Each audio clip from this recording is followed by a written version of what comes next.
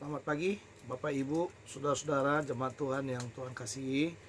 Senang jumpa lagi dengan saudara pagi hari ini di dalam penyampaian firman Tuhan.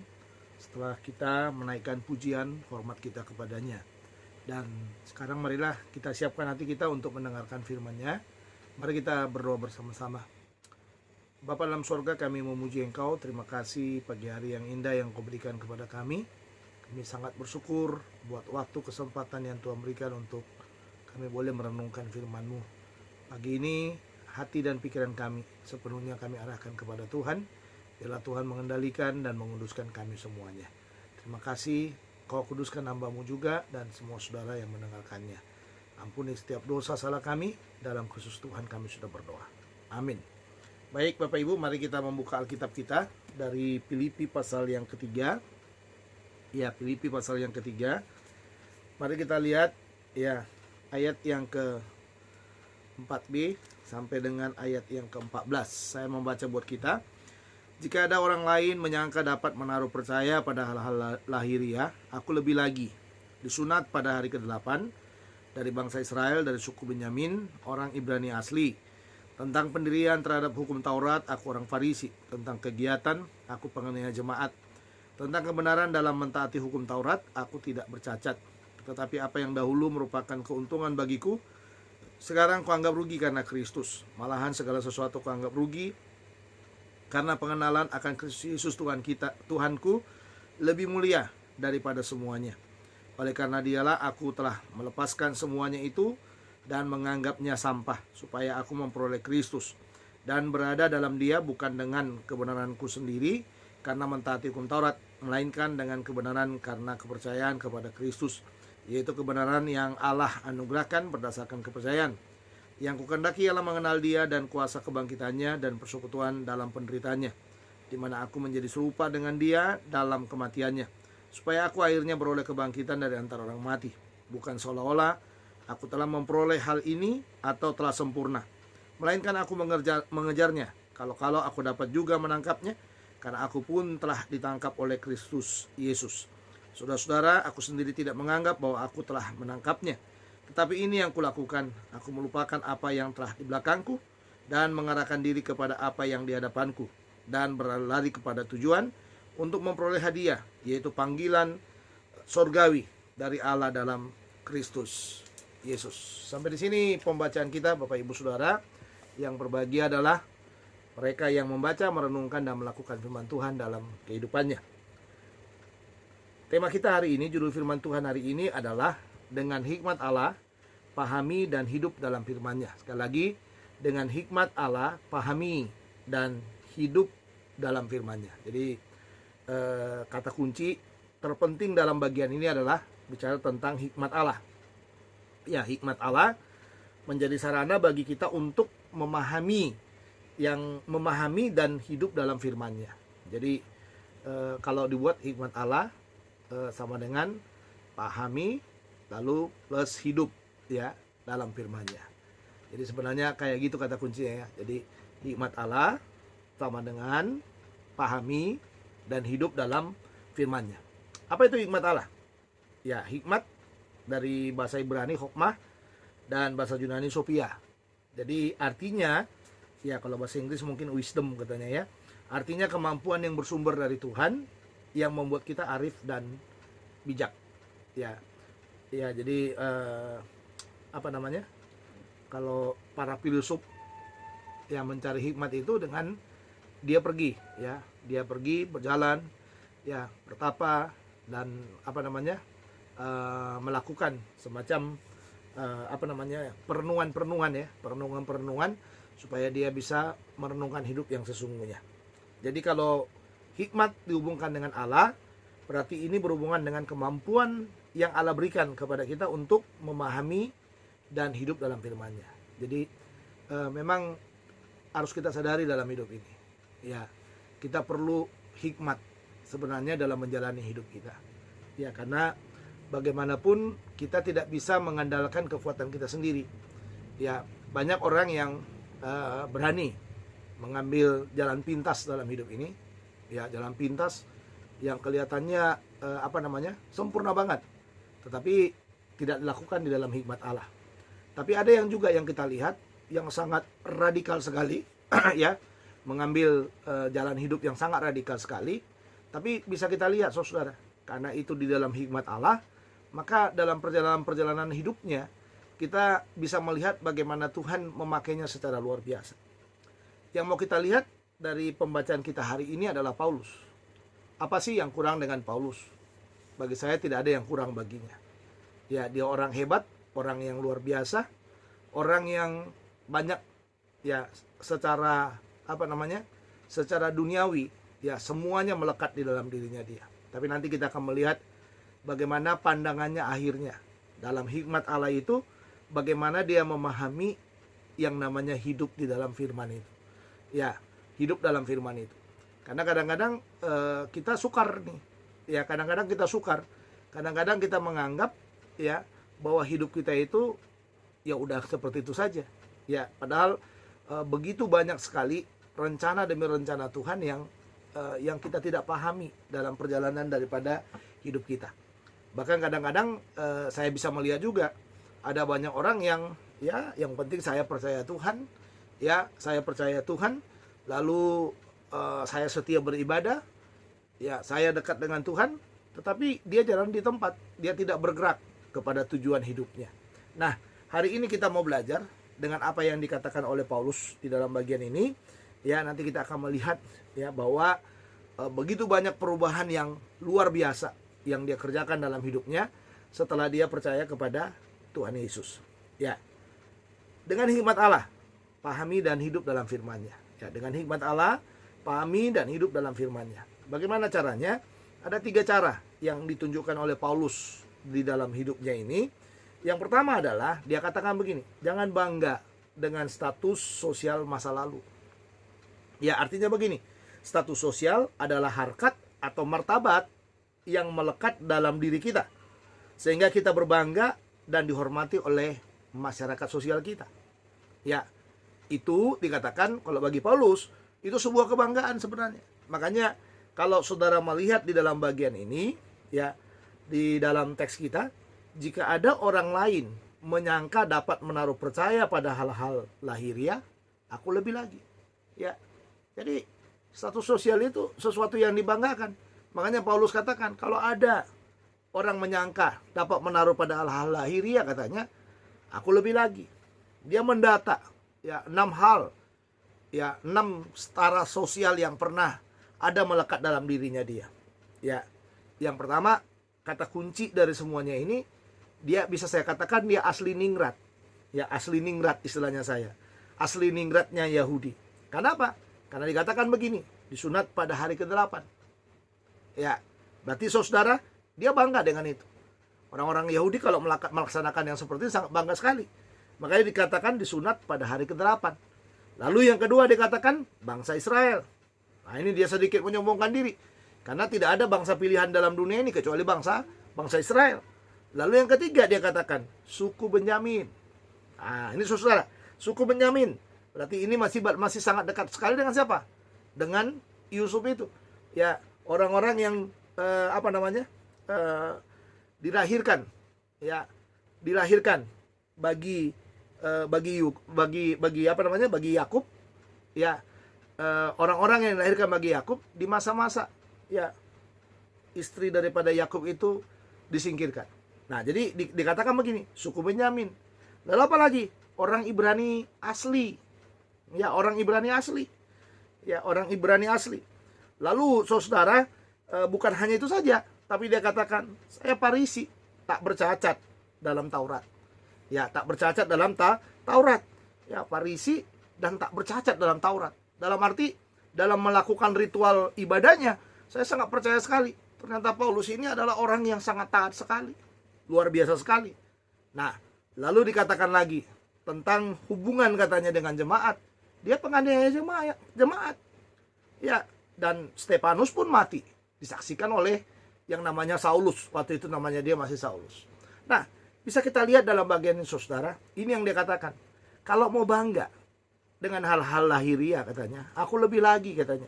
Makanya yang mau dia tekankan sebenarnya, kalau kita dengan hikmat Allah paham, ya, dan hidup di dalam firman-Nya, saudara, seharusnya ya yang namanya status sosial, ya, setara sosial yang begitu tinggi kita anggap, seharusnya itu bukan sesuatu yang lagi melekat di dalam diri kita, yang lagi kita banggakan. Makanya di dalam bagian yang kedua dikatakan karena Kristus, itu kata kuncinya dalam ayat 7.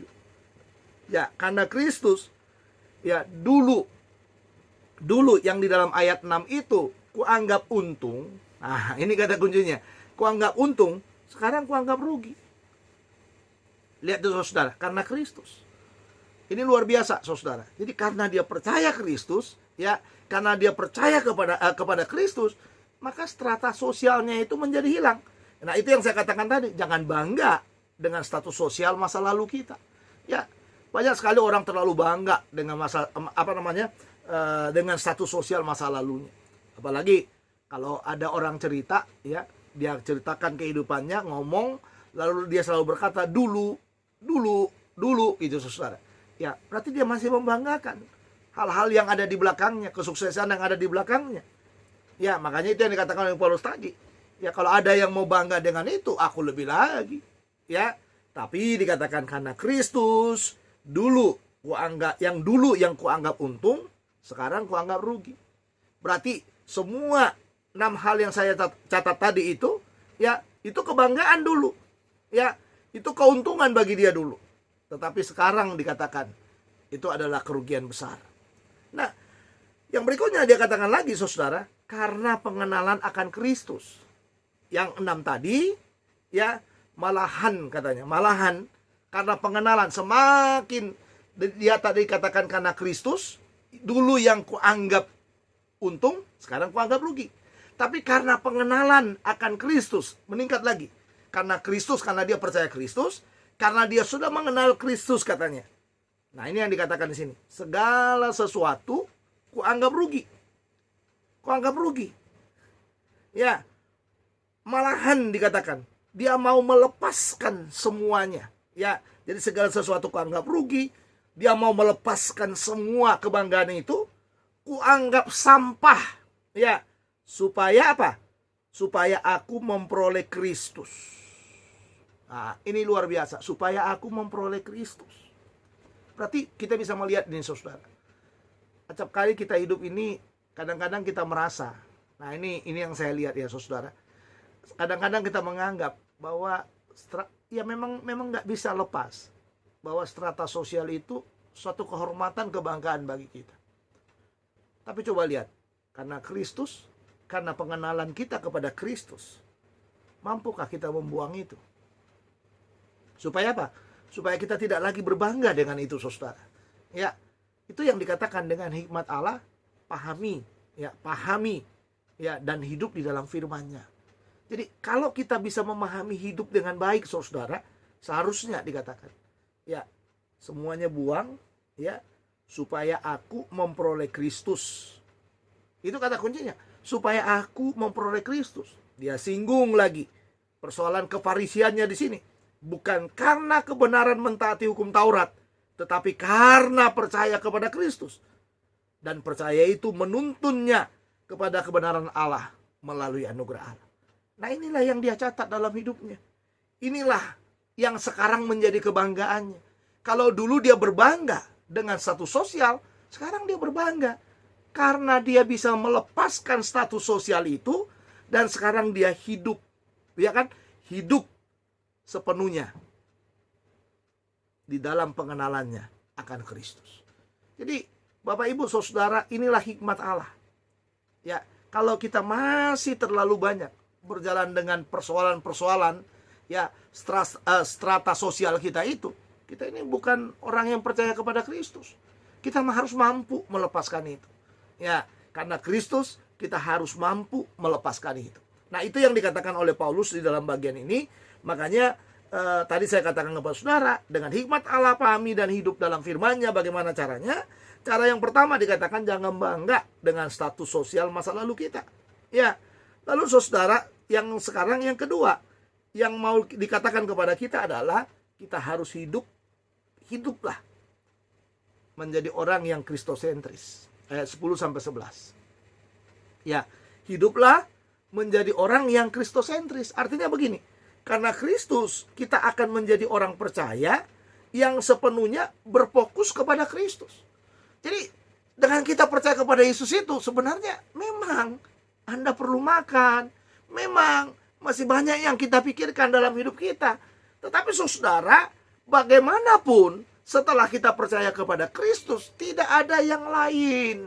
Ya kan? Tidak ada yang lain yang bisa menguasai hidup kita, yang bisa kita banggakan lagi dalam hidup ini, kecuali Kristus yang ada dalam hidup kita, kecuali pengenalan kita kepada Kristus itu.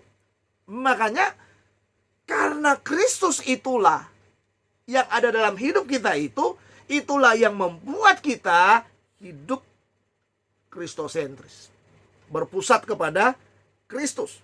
Makanya, itu yang dikatakan oleh Paulus dalam bagian ini, yang ku kehendaki ialah. Setelah dia buang ayat 1 sampai dengan 9 tadi, ya, setelah itu semuanya dia anggap sampah. Sekarang dia katakan, yang ku kehendaki ialah. Hanya ada 3 yang dia kehendaki. Yang pertama, mengenal dia. Dia percaya, Paulus itu percaya kepada Kristus, tetapi saudara, ternyata yang paling penting itu adalah mengenal dia. Kita percaya dan harus mengenal dia. Nah, di dalam mengenal dia inilah dia mempererat persekutuannya dengan dia, kedekatannya dengan Kristus. Dia bisa memahami segala sesuatu yang ada di dalam pikiran Kristus, ada di dalam hatinya Kristus, di dalam hidupnya untuk tujuan yang paling baik untuk hidupnya. Makanya dia tingkatkan kuasa kebangkitannya. Apa yang mau dia katakan? Di dalam pengenalan itu, ya, lihat di sana ada kata kai yang dipakai dalam bahasa Yunani itu. Ya, mengenal dia dan kuasa kebangkitannya. Ya, ada kata dan. Ya, mengenal dia dan kuasa kebangkitannya. Ya, kuasa kebangkitannya. Untuk apa kata kuasa kebangkitan ini, saudara? Kuasa kebangkitan inilah yang menjamin semuanya. Inilah kemenangan daripada Kristus. Itu yang dia kehendaki. Dia mau lebih dekat kepada kemenangan Kristus itu. Dia mau bagaimana hidup di dalam kemenangan daripada Kristus itu. Supaya apa? Supaya hidup yang kelihatannya terjerat. Nah, ini kan Paulus seperti terjerat. Hidup kelihatannya seperti terrantai di dalam penjara itu. Ya, itu bukan sesuatu penghalang yang membuat dia untuk dapat mengenal dia tadi.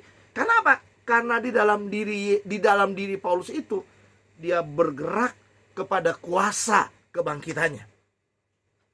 Lalu untuk merubah mindset-nya, cara berpikirannya dikatakan, dan yang dilakukan, yang dikehendaki yang ketiga adalah, itu kata kai 2 kali dipakai, ya, mengenal dia dan kuasa kebangkitannya dan persekutuan dengan penderitaannya.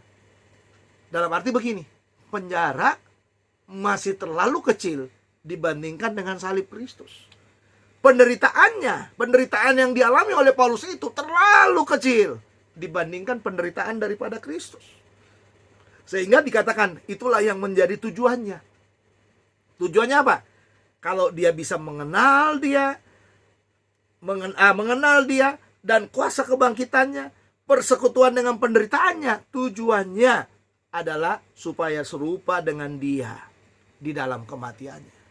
Ya, jadi itu tujuannya, supaya serupa dengan dia di dalam kematiannya. Kematian itu apa, saudara? Kematian Kristus itu apa? Penderitaan. Jadi yang dikehendaki oleh Paulus itu adalah bagaimana sama dengan Kristus. Apa yang dialami oleh Kristus, dia sekarang alami. Ya, dalam perjalanan hidup daripada Kristus yang begitu pahit dalam hidup ini, saudara, dia terus bergerak ke sana. Makanya dikatakannya di dalam bagian akhir, di dalam ayat yang ke-11 itu, supaya akhirnya beroleh kebangkitan dari antara orang mati. Kristus tadi bangkit. Ya kan? Kristus bangkit. Kristus yang bangkit itu, dia bangkit karena dia sudah menderita. Makanya di dalam bagian itu dia mau bersekutu dengan penderitaan itu supaya serupa dengan dia di dalam kematiannya. Dikatakan supaya akhirnya beroleh kebangkitan dari antara orang mati. Memang kita ditentukan untuk bangkit. Tetapi bagi Paulus adalah jauh lebih mulia, saudara, ya, menghayati. Nah, ini kata kuncinya, menghayati semua yang dialami oleh Yesus itu.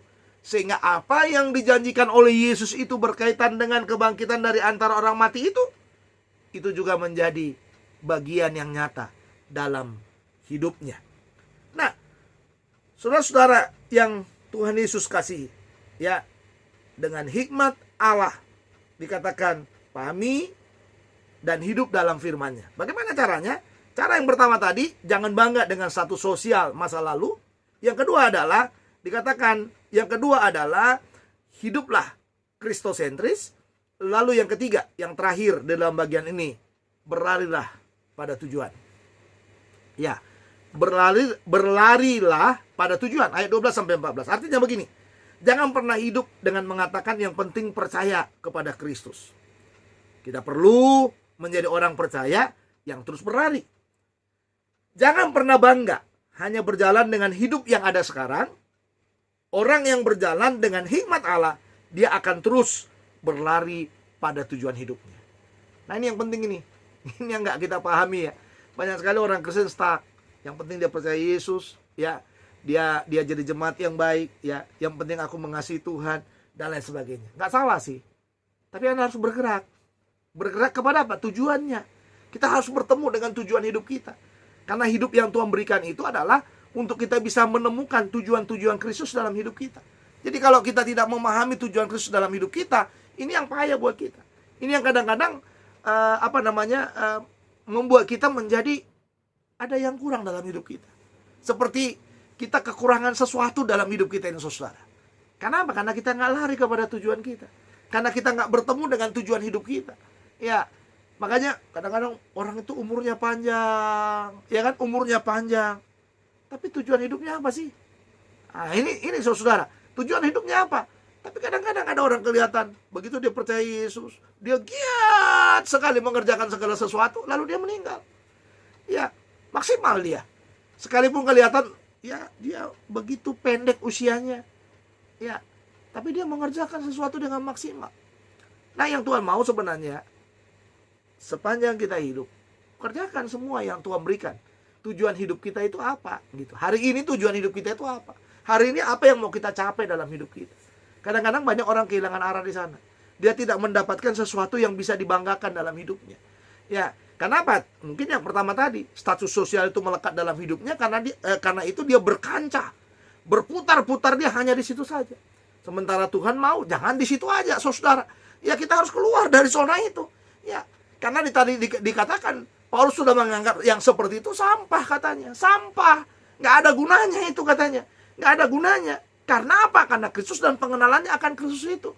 Makanya pada akhirnya dia katakan yang ku kehendaki ialah. Nah, ini kata kuncinya. Sedikit ya. Ya, sebelum masuk ke poin yang ketiga ini. Yang ku kehendaki ialah mengenal dia dan mengenal kuasa kebangkitannya. Lalu dan dikatakan dia dipersekutukan dengan penderitaannya. Tujuannya supaya dia sama dengan penderitaannya. Lalu disimpulkan di dalam bagian terakhir itu supaya dia beroleh kebangkitan dari antara orang mati. Ya. Memang dalam teologinya Paulus itu mengingatkan kita bahwa orang yang percaya kepada Kristus itu ya pasti akan dibangkitkan. Ya pasti akan dibangkitkan. Tapi bagi Paulus itu jauh lebih baik bagi dia. Ya, tidak hanya sekedar bangkit dari antara orang mati itu, tapi selama dia hidup, dia boleh melekat dengan Tuhan. Makanya itulah yang membuat dia berlari pada tujuan itu. Ya, makanya dikatakan dalam bagian ini bukan seolah-olah aku telah memperoleh hal ini atau telah sempurna. Yang mana itu tadi? Yang ayat 10-11. Bukan seolah-olah aku telah memperoleh hal ini. Bukan seolah-olah aku telah memperoleh hal ini atau telah sempurna, katanya. Dia belum sempurna dalam pengenalan, belum sempurna dalam kuasa kebangkitannya, belum sempurna dalam penderitaan Kristus. Tapi dia katakan begini, aku mengejarnya dan terus berusaha untuk menangkapnya. Nah, ini saudara, aku mengejarnya dan terus berusaha menangkapnya. Alasannya dikatakan karena dia telah ditangkap Kristus. Jadi sebenarnya kalau mau saya lihat nih saudara, ya Paulus ini sebenarnya dia memenjarakan hidupnya kepada Kristus. Dan inilah yang dibilang teologi yang benar itu ya seperti itu. Jadi kalau orang udah percaya kepada Kristus, dia harus memenjarakan dirinya kepada Kristus. Sama dengan saya katakan, sebelum kita percaya kepada Kristus, kita memenjarakan diri kita dengan dosa. Kita memenjarakan diri kita dengan maut. Tetapi saudara, setelah kita percaya kepada Kristus, seharusnya kita memenjarakan diri kita kepada Kristus supaya waktu kita hidup, kita bisa mengenal dia dengan baik, mengalami kuasa kebangkitannya, dipersekutukan dengan penderitaan melalui kematiannya itu. Ya, makanya itu yang dikatakan, bukan seolah-olah aku telah memperoleh hal ini atau telah sempurna, tapi aku mengejarnya, berusaha menangkap katanya. Kenapa? Karena dia telah ditangkap oleh Kristus. Ya, makanya dalam bagian ini, saudara-saudara, aku sendiri tidak menganggap bahwa aku telah menangkapnya. Tadi dikatakan masih berusaha menangkap. Ya, sekarang dikatakan aku belum menangkapnya, berusaha menangkap, tetapi ini yang kulakukan. Apa yang dilakukan? 6 hal yang dilakukannya. Melupakan apa yang di belakangku, status sosial tadi, mengarahkan diri kepada apa yang di hadapanku, Kristus. Ya, Kristus ada di hadapannya sekarang, lalu bersama dengan Kristus yang di depannya, dikatakan dia lari kepada tujuan. Ya, lari kepada tujuan supaya apa? Supaya dia bisa mengejar hadiah. Ya, mengejar hadiah, yaitu apa? Panggilan surgawi. Panggilan surgawi itulah, ya, dia kejar terus. Ya, yang dia tahu semuanya itu asal muasalnya adalah dari Allah. Jadi bisa kita lihat dalam bagian ini. Ini kebanggaan yang luar biasa, saudara. Ya, janganlah pernah berbangga hanya dengan masa lalu kita saja. Tapi marilah kita lihat apa yang Tuhan sudah lakukan dalam hidup kita. Paulus lihat di sana. Dia masih dikatakan arah hidupnya, ya, melupakan apa yang di belakang. Mengarahkan diri kepada apa yang di hadapanku. Lari kepada tujuan, kejar hadiah, panggilan surgawi. Ya, asalnya dia katakan, semuanya itu Allah. Allah yang menggerakkan dia. Allah yang membawa dia kepada tujuan itu. Dia terhisap dengan dengan pergerakan yang dilakukan Allah dalam hidup. Dan inilah yang harus dilakukan orang percaya. Orang percaya kadang-kadang saudara nggak mau terhisap dengan Tuhan. Ya, sehingga apa? Sehingga ya dia jalan sendiri. Ya, berdoa ya berdoa. Ya, apapun dia lakukan dalam pelayanan demi pelayanan. Tapi pertanyaan saya, kita mengarah nggak kepada apa yang di depan kita? Kita sedang lari kepada tujuan kita nggak? Ya, atau justru kita lagi mundur? Ya, justru lagi mundur. Kita justru lagi ketinggalan dalam hidup kita ini. Kita mau belajar dalam hidup ini. Jangan jadi orang percaya yang ketinggalan, Bapak Ibu Saudara. Ya, jangan jadi orang percaya yang ketinggalan. Ya, orang udah lari jauh, tapi kita gak bergerak sama sekali. Ini saatnya kita bergerak, lari kepada tujuan. Ya, jangan lamban. Ya, jangan lamban. Mari lari kepada tujuan, karena itu jauh lebih penting. Ya, orang udah 2 kali lipat, 3 kali lipat, 4 kali lipat. Ya, begitu semangatnya dia. Tapi kita udah biasa aja. Hampir seperti tidak bergerak dalam hidup kita. Tuhan mau ada pergerakan. Ya, Tuhan mau ada pergerakan. Ya, istilahnya orang sekarang jangan mager katanya. Jangan malas gerak. Ya, mager ya katanya. Ya, jangan malas gerak. Ya, kita perlu melepaskan diri dari ikatan demi ikatan apa? Kebanggaan demi kebanggaan kita. Kita perlu, ya kan, benar-benar mengarahkan diri kita kepada tujuan hidup kita. Jadi itu pelajaran penting buat kita. Ya, itu pelajaran penting buat kita. Kalau kita, ya dikatakan dalam bagian ini, kita dengan hikmat Allah, kita mau memahami hidup dalam firman-Nya, nggak ada caranya. Ya, nggak ada caranya. Yang pertama tadi dikatakan, jangan bangga dengan status sosial. Hiduplah kristosentris.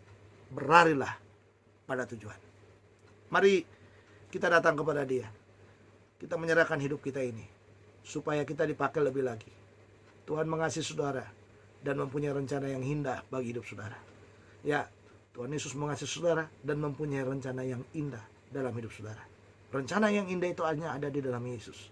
Percayalah kepada Dia, sepenuhnya bergantung kepada Dia. Jangan banggakan masa lalu, tapi larilah kepada tujuan. Anggap masa lalu adalah sampah. Mau saudara sukses, mau saudara gagal di belakang sana, tidak ada sesuatu yang bisa dibanggakan dari masa lalu. Hanya sesuatu yang bisa dipelajari saja dari masa lalu. Ya, masa lalu itu adalah sesuatu yang bisa, dari masa lalu itu kita bisa mempelajari banyak hal. Untuk kita terus menata hidup sekarang dan hidup di masa yang akan datang. Tuhan Yesus memberkati kita. Mari kita berdoa. Bapa dalam sorga, terima kasih buat firman-Mu menceraikan dalam hati kami. Kami percaya ada Tuhan Yesus yang terus mengasihi kami dan memberi yang terbaik bagi kami. Biarlah kami boleh hidup mengasihi Engkau dan memberikan segala sesuatu untuk hormat dan kemuliaan bagi nama-Mu. Biarlah kami bangga karena ada Kristus dalam hidup kami. Biarlah kami bangga karena kami boleh berlari kepada tujuan kami. Dan biarlah kami bangga karena kami terus boleh ada di dalam lingkaran Kristus dalam hidup kami. Dan sekarang tolonglah kami dalam masa-masa sulit, masa-masa pandemi ini. Biarlah Tuhan memberkati kami, menyiapkan apa yang menjadi kebutuhan kami setiap harinya. Menolong kami juga supaya kami tidak terpapar dengan virus yang ada. Dan memberikan kekuatan imun tubuh yang kuat kepada kami. Supaya kami terus ada dalam Kristus, mengasihi Kristus, dan memberikan hidup kami kepada Kristus. Engkau ampuni semua dosa salah kami. Kau arahkan kami kepada tujuan hidup kami ya Tuhan. Supaya tidak ada yang gagal lagi dalam hidup ini. Hidup yang ada kami persembahkan untuk hormat dan kemuliaan bagi nama-Mu. Kami serahkan hati pikiran kami sepenuhnya ke dalam tangan kuasa-Mu. Ampuni setiap dosa salah kami. Dalam Kristus Tuhan kami sudah berdoa. Amin. Selamat pagi Bapak Ibu Saudara. Ketemu lagi minggu yang akan datang. Tuhan Yesus memberkati kita. Tetap sehat, tetap kuat, dan di dalam berkat yang daripada Tuhan. Shalom.